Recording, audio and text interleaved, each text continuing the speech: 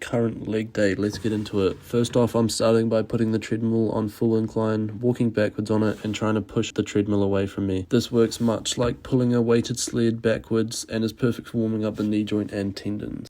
Next up, before we get into it, just going to do a couple of mobility exercises. So just getting the ankles stretched here, opening up the hips with a few exercises here, warming up the core and warming up the lower back. Alright, so first machine is the V squat.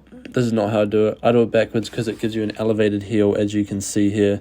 So this gives a greater stretch on the quad and more flexion through the knee joint, and therefore more gains. I also have my feet further forward on the platform to further emphasize flexion on the knee joint. I try to take these slow and controlled, keep the form tight, and then on my last set, when I hit failure, I do body weight ones as well till failure. This exercise can also be swapped for barbell squats, hack squat, pendulum squat, just depending on what's available to you. And you can also add plates under your heel or use shoes like I'm using in this video to add elevation. Next up, we got Bulgarian split squats. Same with these, just keeping them nice and controlled and only going as deep as I can while keeping my lower back neutral. Next up, we got the single leg press. So here I've put the seat down as low as I can and got my foot placement as low as possible as well to allow a deeper stretch on the quad and more flexion to the knee joint. With this, I also want to keep the lower back neutral while getting my leg down as far as I can. Leg extensions, feel like everyone does these on their leg day.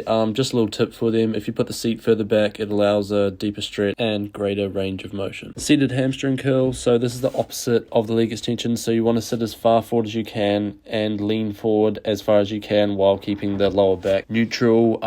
Also taking this to partial reps after failure on my last set. Also, like I have here, don't wear knee sleeves because that will limit your range of motion. So we've got the seated calf raise on pin-loaded leg press. So all I'm trying to do on this is keep it slow and controlled, feeling a deep stretch at the bottom of the rep and contracting really hard at the top with partials at the end. Next up, the laying glute curl. So with this, I'm just allowing a deep stretch at the bottom again and contracting hard at the top, keeping it controlled with partials at the end. Lastly, we've got the seated calf raise. Pretty simple, just letting the calf stretch out at the bottom and contracting at the top with partials at the end. Follow along for more content like this. I'm going to be making more. Let me know if I missed anything or if there's anything else you guys want to see in the comments. And just to clarify, for the last 4 years, I have been doing barbell squats, so they are also a very valid option.